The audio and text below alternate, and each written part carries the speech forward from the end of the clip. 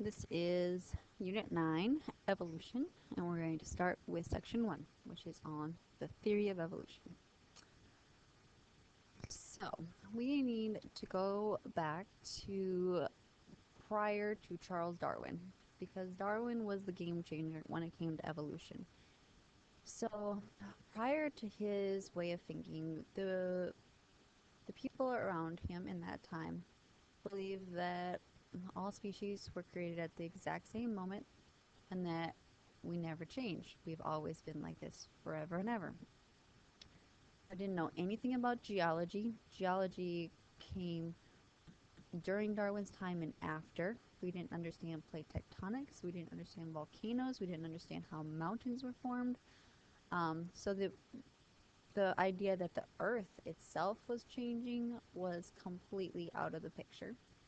And we had a very narrow scope of the world because at this time is when world exploration was happening and people were just starting to get out on their ships and go voyage everywhere and bring back species and record. There are certain ape species we didn't know about until 100 years after Darwin. So it really took a long time to figure out that there's all kinds of variety in the world. And especially with Darwin living in London, the scope of the world was very narrow to just Europe, and not quite understanding the whole big picture. Okay, so when Darwin came along, he was considered a naturalist, which basically means he liked to observe and collect things and, just make notes of things in his notebook. He tried to get through a surgical school to be a doctor, but he couldn't handle the blood. So the basic other job for a scientific thinker was a naturalist. So in that time, there were lots of ships going out and voyaging the world, and they usually needed naturalists to help collect species from all of these different places that they were going. So he joined a crew on the HMS Beagle. And so he went all over the world and he collected species. Um, so in, just out of random fact is his book that he formed out of this whole thing is called On the Origin of Species, because he really started to understand the different kinds of species. You may want to make a note of this read in your notes somewhere, what his book is called, On the Origin of Species. So here you can see his worldwide voyage, going to South America. He spent a lot of time in the Galapagos Islands, which is what he's famous for, but he went to Australia, New Zealand, the Cape of Africa, and all the way back up to Europe again. So some things he noticed as he was going along were that there were species that were similar on the east coast of South America that are similar in Africa, especially fossils that were found in this area. This is before anyone understood Pangea, that South America used to fit right in here in Africa. So how could there be species that were here and here, in the same rock layer and everything? So that was quite a conundrum. How do you figure out that there's two different kinds of species or two different continents with the same species? Okay, so like I said, he noticed that similar species on different continents. He saw that rock was actually changing because of volcanic activity and things, so that the earth was not just always the same, that the earth was moving. He found sea shells on top of mountains, places where you would not expect them to be, and found fossils of giant extinct animals. So extinction was not even a word when Darwin came along, because the idea that something would not survive was unthinkable. So even when Lewis and Clark were sent to map out America, they were sent to find these giant extinct animals because they thought that they were still alive somewhere. They had to be alive somewhere. So that way of thinking sticked around for a long time.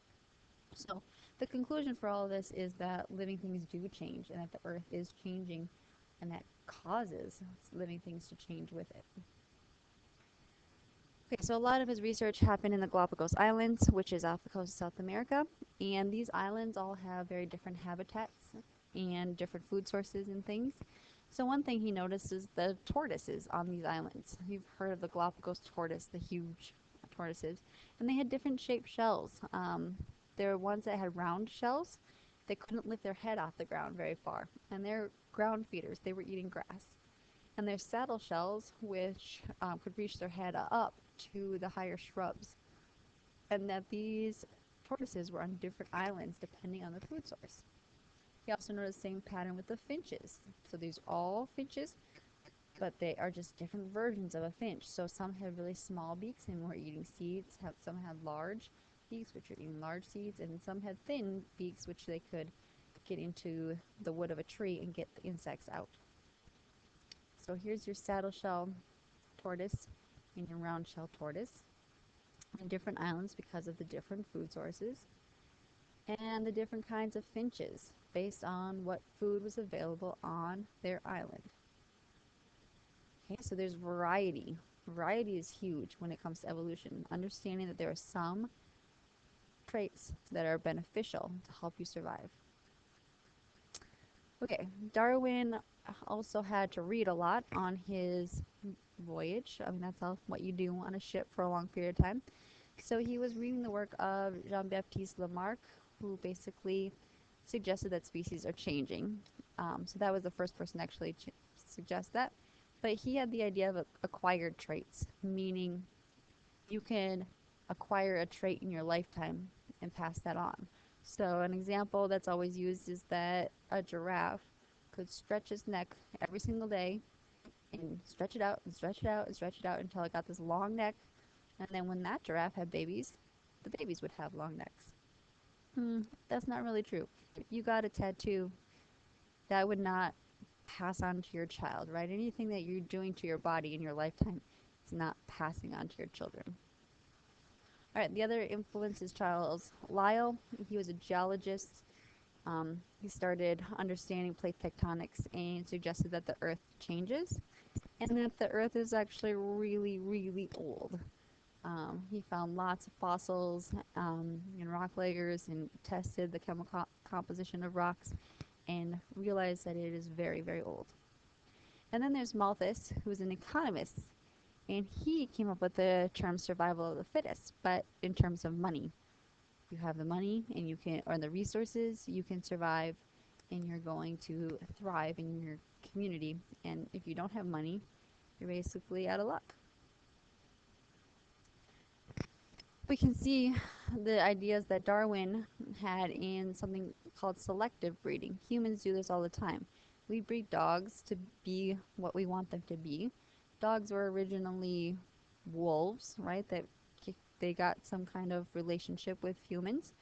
And so humans were able to take different kinds of dogs and wolves and breed them together with for certain traits. And so we end up with a lot of different breeds of dogs because we're just picking and choosing the traits we want them to have.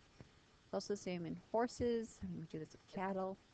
There's a lot of animals that we do artificial selection. Okay, so Darwin's theory by natural selection basically says that you have to have variation in your population. Not everybody's the same, and that happens through DNA. Right? We have different alleles for certain traits. There needs to be a struggle, so that usually comes through overproduction. Now there's too many to survive.